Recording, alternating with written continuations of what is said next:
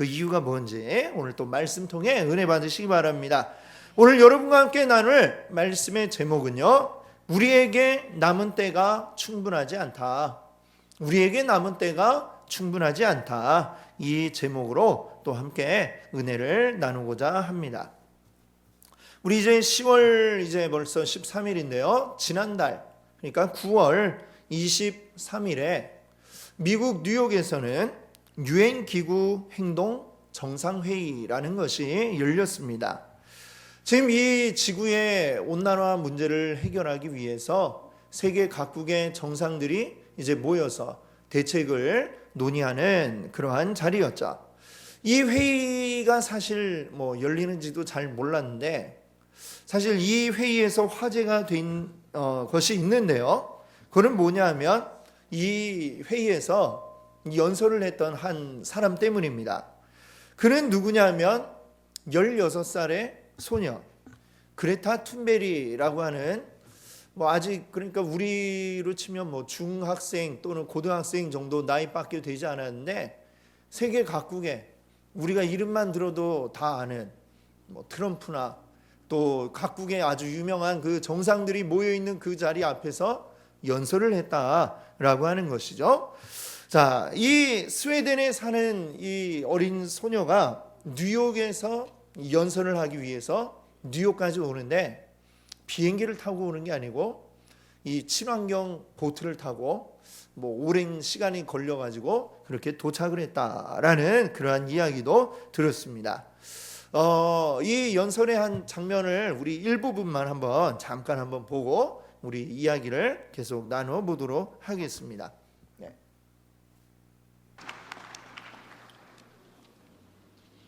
This is all wrong. I shouldn't be up here. I should be back in school on the other side of the ocean. Yet you all come to us young people for hope. How dare you?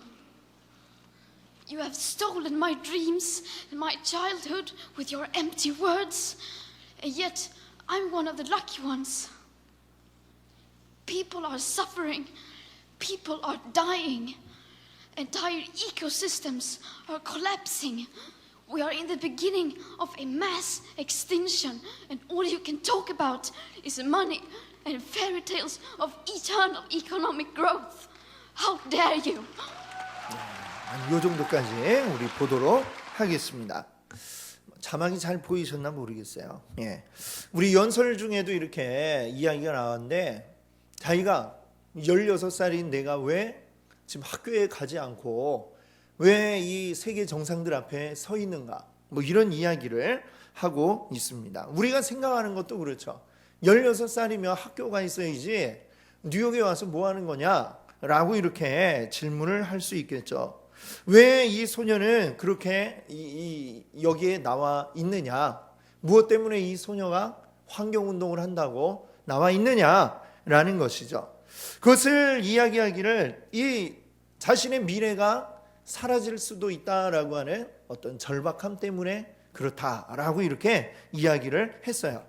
이 지구 온난화에 대한 이야기들을 제가 또 따로 좀 찾아보니까 이렇다고 합니다. 계속해서 지구 온난화가 이제 지속이 되고 있고, 그리고 이 지구 온도가 올라감으로 인해서 또 북극의 얼음이 녹고 있다. 아마 이런 얘기는 여러분들 많이 들으셨을 겁니다.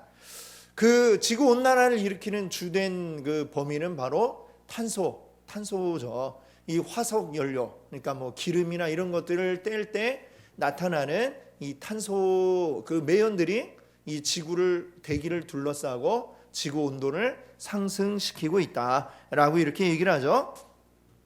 이것이 이제 지금 계속해서 가속화되고 있다라고 이렇게 학자들이 이야기를 하더라고요. 자, 그래서 이제 세계 정상들이 또 모이기도 하고 탄소 배출을 줄이자 이런 협의를 하기도 하고 하는 것인데, 이제 문제는 이 북극의 얼음이 문제다라는 얘기를 하더라고요. 북극의 얼음이 이제 계속 녹고 있다 이런 얘기를 들으셨을 텐데, 얼음이 녹으면 어떤 문제가 있느냐? 이제 첫 번째는 이제 지구의 해수면이 상승한다라는 거죠. 그래서 이제 점점 육지가 좁아지고, 우리도 뭐 인천에 살고 있으니까 그렇죠? 예, 바다 가까운 데 살고 있으니까 어떻게 될지 또 모르겠다라는 생각이 드는데, 그것보다 이제 더 이제 중요한 문제가 있는데, 그건 뭐냐면 북극의 얼음층 밑에 메탄가스 층이 있다라고 이렇게 과학자들이 이야기를 합니다. 이 메탄가스도 역시 지금 이 지구를 따뜻하게 만드는 이산화탄소하고 이제 크게 다르지 않은 역할을 하게 되는데, 얼음이 이제 계속 녹아서 이제 어느 순간에는 구멍이 나겠죠. 그래서 그 속에 있는 메탄가스가 이제 유출되기 시작하면, 이제 그때에는 아무리 사람들이 아무런 탄소를 배출하지 않아도 그때는 이제 때가 늦는다라는 이야기를 과학자들이 하고 있습니다.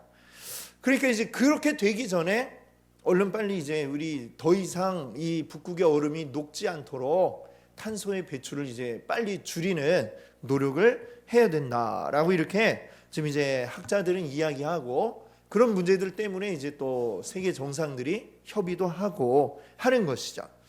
학자들마다 그럼 언제쯤 되면 그런 일이 벌어지게 되느냐?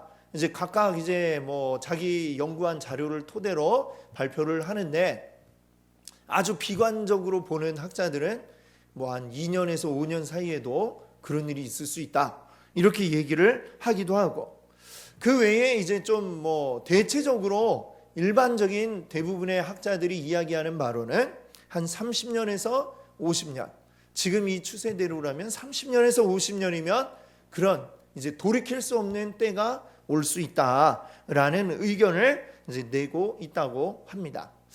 그렇게 생각하면 굉장히 그렇게 먼 시간이 아니죠. 30년에서 50년이면. 자, 그렇기 때문에 지금 우리가 좀 전에 보셨던 영상에 그 툰베리라고 하는 이 소녀는 지금 자신의 미래가 위협받고 있다라고 이야기를 하는 것이죠. 우리나라에서 만약에 이 소녀가 환경운동 하겠다라고 얘기했으면 아마 대부분의 어른들이 이렇게 얘기를 했을 것 같아요. 그래, 다 좋은데 일단 대학부터 가자. 아마 이렇게 얘기를 했겠죠. 대학 가고 그 다음에 네 하고 싶은 대로 해라. 아마 이렇게 얘기를 했을 텐데, 근데 이 소녀가 느끼기에는 그때가 되면 이미 늦어버린다라고 생각을 한 것이죠. 이미 그때가 되면 이 지구에 사람이 존재할지 안 존재할지 알 수도 없는데, 그때까지 내가 기다릴 수 없다라는 이 마음으로 지금 이 탄소 배출 이런 문제들을 막기 위해서 이 소녀가 사방팔방으로 뛰어다니며 이제 연설을 하고 환경운동을 하고 있는 것입니다. 그러니까 이 16세 소녀의 이 환경운동으로 이끈 그 원인은 절박합니다 라고 이렇게 이야기를 할 수 있겠죠. 내일을 알 수 없는 이 절박함이 그렇게 이끌었다라고 하겠습니다. 자, 여러분들 오늘 본문 말씀 한번 우리 같이 한번 읽어보겠습니다. 다시 한번 읽어볼게요. 범사에 기한이 있고 천하만사가 다 때가 있나니. 네, 오늘 우리 본문 말씀이 이야기를 합니다. 이 세상 모든 일에는 다 때가 있다. 이 때라는 건 어떤 때겠어요? 이렇게 미는 때는 아니고 정한 때, 즉 딱 들어맞는 타이밍이 있다라고 이렇게 얘기를 하는 거죠. 우리 오죽하면 우리 흔히 하는 말로 인생은 타이밍이다, 이런 말 들어보셨나요? 예, 어떤 일이건 간에 무작정 한다고 되는 게 아니라 그 일이 되려면 정확한 타이밍이 필요하다라고 이렇게 얘기를 하고, 그 때를 잘 맞추는 것도 하나의 능력이라고 이야기할 수 있겠습니다. 여러분들 저를 보시면 이렇게 제가 좀 어때요? 네, 뭐 그런 이야기 많이 듣습니다만, 예. 자, 그 얘기를 하고 싶은 게 아니라 제가 좀 땀을 많이 흘리잖아요, 그렇죠? 땀을 좀 많이 흘립니다.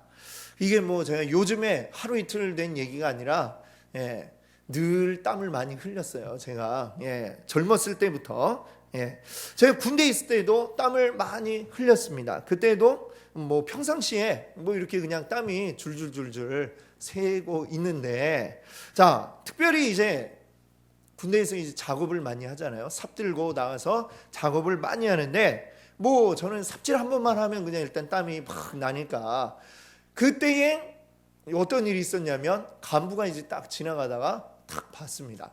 그러면서 이제 한마디를 했어요. 야, 니들 저 동현이 좀 본받아라. 예, 저 땀 흘리는 거 봐라. 혼자 일하니? 이러면서 이야기를 했던 이런 적이 있죠. 땀도 이제 아무 때나 흘리는 건 상관이 없어요. 아무 소용이 없고 간부가 볼 때 땀을 흘리면 참 아주 유리하게 작용을 할 수가 있는 것이죠. 자, 이렇게 모든 일들이 참 그 적당한 때가 있게 마련입니다. 그러면 우리 오늘 제가 이야기하고 싶은 것은 뭐냐면 어떤 전도에 대한 이야기를 하고자 하는데, 우리가 전도할 때 복음을 전할 중요한 적당한 때가 있느냐, 이 이야기를 제가 하고 싶습니다. 답을 먼저 말씀드리자면 전도에 적당한 때는 없다라는 이야기를 하고 싶은 겁니다. 물론 우리가 복음 전하고자 하는 그 대상에 따라서 그 대상이 잘 받아들일 만한 적당한 때라고 하는 것은 분명히 존재하고 있을 것입니다. 그러나 우리가 이 전도가 가지고 있는 특수성 때문에 그 때를 우리가 마냥 기다리고만 있을 수는 없다라고 하는 것이죠. 그럼 전도가 가지고 있는 특수성은 그럼 무엇이냐? 전도는 어떤 일이냐면 생명을 살리는 일이다라고 하는 것입니다. 생명을 살린다라고 하는 면에서 볼 때에는 우리도 의사와 같은 일들을 하고 있다라고 이렇게 여러분들 자부심을 가지셔도 될 것 같아요. 여러분들 의사가 하는 일들이 얼마나 중요합니까? 죽어가는 사람을 살리고 그리고 병든 사람을 고치는 생명을 다루는 아주 귀한 일이기 때문에 의사들은 뭐 공부를 해도 보통 일반 대학보다는 더 오랫동안 공부를 하죠. 그리고 굉장히 오랜 수련의 시간을 거치고 그렇게 해서 이제 의사로 이제 세워져 가게 됩니다. 자, 우리들은 이 복음을 전한다라고 하는 것은 죽어가는 생명을 살리는 일을 하는 것입니다. 한 생명을 살리는 이 귀한 일, 여러분이 하는 일도 의사들이 하는 일과 다르지 않다라고 하는 자부심을 여러분 가지셔야 될 거예요. 자, 근데 여러분들 어떤 응급 환자가 발생을 했다고 합시다. 응급 환자에게는 골든타임이라는 것이 존재하고 있죠. 골든타임 뭡니까? 만약에 기도가 막힌 어떤 사람이 있다? 그대로 내버려 두면 나중에 무슨 치료를 해도 이미 때가 늦어버리는 거죠. 치료를 해서 효과를 보기 위해서 반드시 먼저 해야 할 그 어떤 그 시간, 뭔가 조치를 이 시간 안에 하지 않으면 안 되는 아주 긴박한 시간, 그 시간을 우리가 골든타임이라고 이렇게 이야기를 하고 있습니다. 응급 환자에게 치료를 위한 적당한 때, 그거 언제라고 얘기할 수 있어요? 적당한 때가 따로 없고 바로 지금이 그 응급 환자에게는 제일 적당한 때다, 이렇게 얘기할 수 있을 것입니다. 우리 전도라고 하는 것도 생명을 살리는 일이다라고 한다면 여러분, 전도의 적당한 때는 언제일까요? 바로 지금, 바로 이 순간, 지금 이 순간이 바로 전도의 적당한 때다라고 하는 것입니다. 최대한 빨리 그 때가 바로 전도하기 적당한 때라고 이야기를 하는 것이죠. 자, 우리가 이렇게 이 사람의 생명을 살리는 데 대해서 급할 수밖에 없는 이유가 있습니다. 그 이유는 무엇이냐? 우리의 미래가 불확실하기 때문이다 라는 점을 말씀드리고 싶습니다. 미래가 불확실하다라는 말은 사실은 조금 이렇게 삥 둘러서 이야기를 한 것이고요. 이걸 직접적으로 여러분께 표현을 하자면 우리가 언제까지 숨쉬고 살아있을지 알지 못한다라고 하는 점입니다. 물론 우리는 생각하죠. 그 날이 언젠가는 오겠지만, 세상 떠날 날이 언젠가는 오겠지만 그것이 오늘이나 내일은 아닐 거야 라고 우리는 생각을 하고 있습니다. 자, 그러나 우리 사람이 언제까지 살지 보장해 줄 수 있는 것은 사실 아무것도 없죠. 그렇지 않습니까? 네. 여러분, 우리 물론 기대 수명 뭐 이런 것들이 있긴 해요. 사람이 지금 건강 상태를 유지한다면 대략 몇 살까지 살 수 있겠다. 뭐 이런 것을 이제 측정을 하죠. 기대 수명. 그래서 뭐 100살까지 산다. 요즘에는 오래 살면 120까지도 사람이 살겠다라고 이렇게 이야기를 합니다. 물론 건강 상태를 잘 유지할 때 한해서입니다만, 그러나 기대 수명 말 그대로 뭐예요? 그냥 기대하는 어떤 숫자에 불과한 것이죠. 그 사람이 정말 그만큼 잘 건강을 계속해서 유지할 수 있을지 그것도 알 수가 없고, 또 사람이 죽는 것이 꼭 무슨 병에 걸려서만 죽는 건 아니죠. 갑작스러운 어떤 사고에 의해서도 우리가 세상을 떠날 수 있기도 합니다. 자, 여러분들, 누가복음 12장에 보니까 예수님이 좀 재미있는 이야기를 하나 들려주세요. 어떤 부자에 대한 이야기를 예수님이 하십니다. 이 이야기에 등장하는 부자, 아주 열심히 일을 하는 사람이었습니다. 열심히 일을 했고, 그리고 가을에 추수할 때가 이르러서 열심히 또 자기 논밭에 추수를 하였습니다. 얼마나 열심히 일을 했든지 작년보다 더 많은 양의 수확을 거둘 수가 있었어요. 수확한 것들을 창고에 갖다 넣으려고 하니까 창고가 이미 기존의 창고가 꽉 차가지고 더 이상 넣을 곳이 없을 만큼 그렇게 많은 양의 수확을 거두었습니다. 자, 그때의 그 모습을 바라보는 부자의 마음 어떨까요? 여러분이 그 부자라면 흐뭇하겠죠. 아주 기분이 좋겠죠. 그렇죠? 그래서 이 부자도 역시 기분 좋은 마음으로 이런 생각을 했습니다. 창고가 부족하네. 이제 이 창고도 허물고 다시 새로 큼직하게 지어야 되겠다. 이런 생각을 하게 되었습니다. 자, 그러고 이제 스스로에게 잘했다고 칭찬을 해주는 거야. 잘했어 하면서 이제 자기를 칭찬해 줍니다. 이제 수고했으니 이제 들어가서 나도 이제 쉬자. 그동안 수고했으니까 이제 잘 먹고 즐겨보자.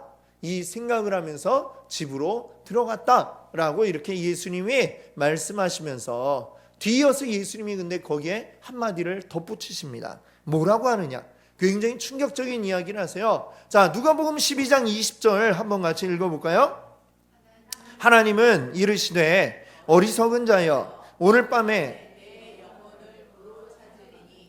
그러면 내 준비한 것이 누구의 것이 되겠느냐 하셨으니. 자, 이 부자가 뭐라고 그랬어요? 이제 즐길 일만 남았다.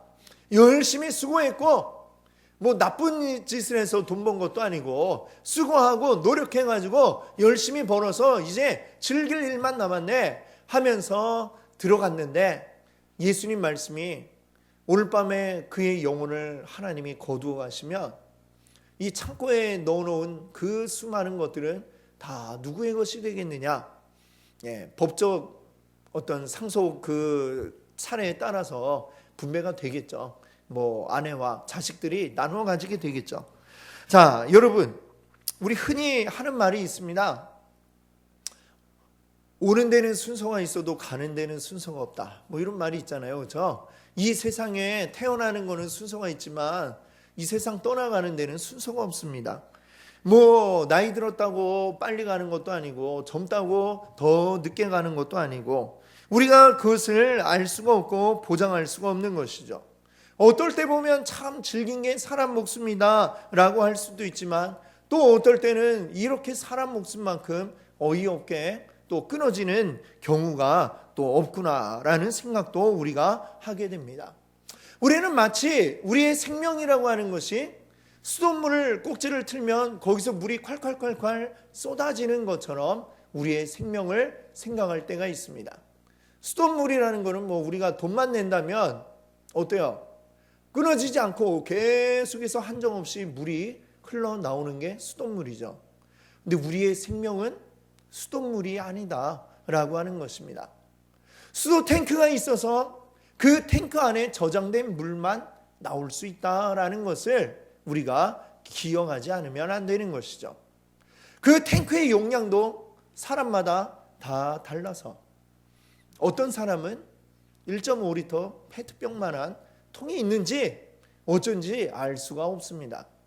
우리는 중요한 것은 우리에게 각자의 어떤 그 물탱크가 있는데 그 탱크의 용량은 우리가 알지를 못해요. 얼마나 되는지 알면 뭐 대비라도 하겠는데 알지도 못하고 언젠간 하여튼 그 물이 또 끊어질 날이 올 것이다. 이 사실을 우리 모두가 알고 있지만 그러나 사실은 그 부분을 우리는 생각하지 않습니다. 어쩌면 두려움 때문에 잊어버리려고 애를 쓰고 있는 건지도 모르죠. 자, 여러분, 오늘 이 자리에 앉아 계신 여러분도 그렇지만 우리가 복음을 전하고자 마음에 먹은 여러분들의 VIP가 뭐의 약자인지 아세요? Very important person, 아주 중요한 사람. 여러분이 마음에 품고 계시는 이 중요한 VIP, 이 사람의 영혼을 꼭 구원해야 되겠다라고 마음 먹으신 그 VIP들도 어때요? 그들도 언제까지 이 세상을 살다 떠나게 될지 우리는 알지 못한다. 이것이 우리가 애써 외면하고 있지만 그것이 엄혹한 우리의 현실이다라는 점을 여러분들 아셔야 할 것입니다. 그러니까 내가 어떻게 될지, 그리고 또 그 사람이 어떻게 될지 우리는 어떤 부분에 있어서도 보장을 할 수가 없다라고 하는 것입니다. 내가 어떤 이유가 있어서 지금 오늘 그에게 복음 전하는 걸 망설인다면 어쩌면 그것이 그 사람이 들을 수 있는 마지막 복음을 들을 기회를 빼앗는 일이 될지도 모른다라는 사실을 여러분들은 아셔야 되겠습니다. 우리는 물론 일상 가운데서 그런 일이 벌어지지 않기를 바라고 있지만 그러나 최악의 경우는 그런 일들이 생길 수도 있다라는 것을 전제로 하고 그리고 우리가 행동하지 않으면 안 된다는 것이죠. 여러분들 우리 잘 아시는 그 의사 선생님이 한 분이 있을 겁니다. 수원에 있는 아주대학교의 그 응급실에 아주대학병원의 응급실에서 일하시는 이국종 교수라는 분을 여러분들 잘 아시죠? 아덴만 구출 작전에서 총상을 입은 그 선장님 위에서도 날아가서 그분을 구한 분이고 또 얼마 전에 판문점에서 이제 귀순한 그 사람이 총상을 입었는데 또 역시 그 사람에게도 가서 제일 먼저 이 응급처치를 하고 살려내는 이런 일들을 하셨던 분이 바로 이 이국종 교수님입니다. 이분이 나와서 여러 가지 이야기를 많이 하세요. 그 이야기를 들어보면 이 응급 환자를 살리기 위해서 이분은 1분 1초도 망설임이 없이 언제든지 위응급 상황이다라는 얘기가 들리면 그냥 뛰쳐나가고 밥 먹다가도 뛰쳐나가고 잠자고 있다가도 뛰쳐나가고 1초도 망설이지 않고 달려나가는 분이 바로 그런 분이시더라고요. 왜일까요? 응급 환자에게는 시간이 충분히 기다리고 있지 않기 때문이라는 것이죠. 여러분, 내가 복음 전하려고 마음 먹은 그 VIP, 그 사람을 여러분들 뭐라고 생각하셔야 되냐면 응급 환자라는 마음을 가지셔야 됩니다. 나나 그리고 그 VIP나 그러지 않기를 바라지만 우리 모두 어떻게 될지 알 수가 없어요. 오늘 어떻게 될지, 내일 어떻게 될지, 아니면 일주일 뒤에 어떻게 될지 어떤 것도 세상은 보장해 주지 못한다라고 하는 것입니다. 그렇다면 바로 지금이 그에게 주어진 마지막 기회이다 라는 이 생각을 우리가 상정하고 그리고 그에게 복음을 전하기 위해 힘쓰는 것이 바로 우리 여러분들이 하셔야 될 일일 줄 믿습니다. 아멘. 자, 이제 우리 인생의 그 불확실성에 대해서 말씀드렸습니다만 불확실한 건 우리의 미래만이 아닙니다. 이 세상, 우리가 살고 있는 이 세상이 또한 어떻게 될지 그것도 역시 우리는 알지 못합니다. 우리가 처음에 말씀드렸던 그 유엔 기후 총회 거기에서 이야기하는 것처럼 사실 지금 우리의 지구 온난화 때문에 어떤 학자들은 그렇게 얘기한다고 하잖아요. 2년 아니면 이 지구 온난화가 걷잡을 수 없이 될 거다. 이런 얘기를 하기도 하고 그 누구의 말이 맞을지 사실 알지 못하는 일이죠. 자, 이 지구의 환경 과연 얼마나 버텨줄 수 있을까? 우리가 장담할 수 없고요. 또 어느 정신나간 전쟁광이 핵폭탄을 터뜨린다면 또 그런 일이 어떻게 우리에게 다가오게 될지 또 우리는 알 수 없는 것입니다. 우리가 사는 이 지구는 과연 영원할 것인가? 우리가 보장할 수 있는 것이 아무것도 없다는 것이죠. 무엇보다도 성경은 예수님께서 이 세상에 다시 오실 것이다 라고 이 말씀을 하고 있는데, 그 날에 대해서 성경이 이야기하기를 새 하늘과 새 땅이 열릴 것이다 이렇게 말씀하고 있습니다.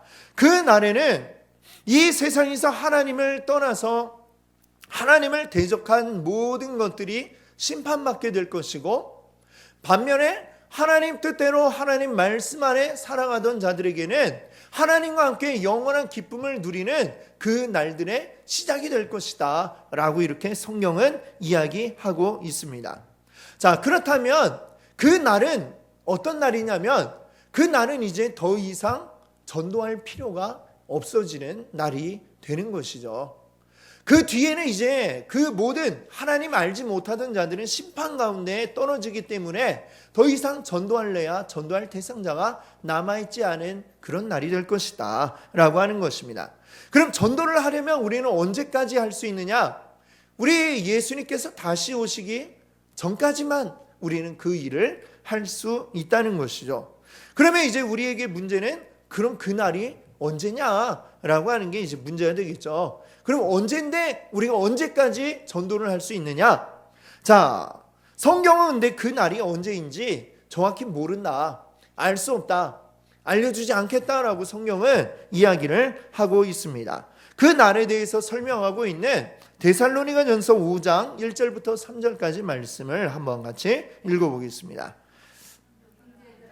때와 시기에 관하여는 너희에게 쓸 것이 없음은 주의 날이 밤에 도둑이 이를 줄을 너희 자신이 자세히 알기 때문이라. 그들이 평안하다 안전하다 할 그때에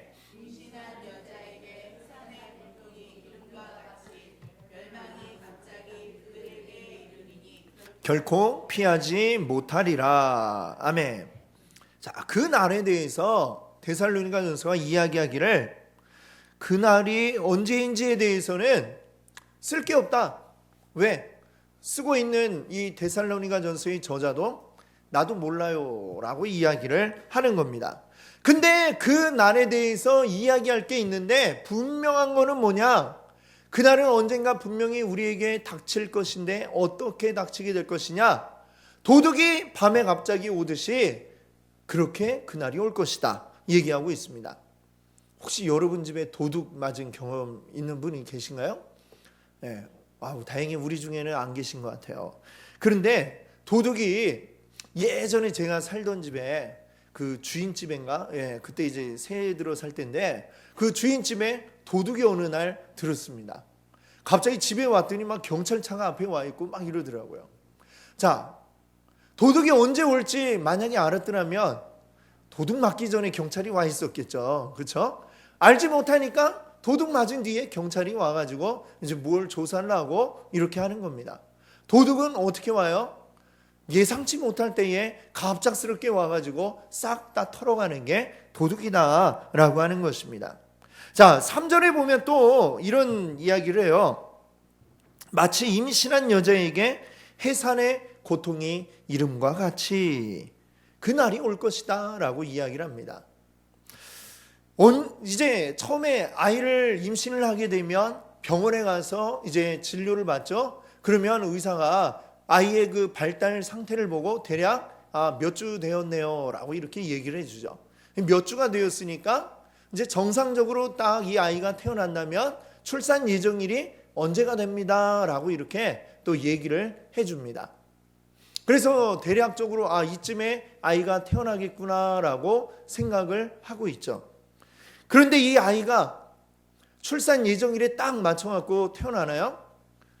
네, 절대 그렇지 않더라고요.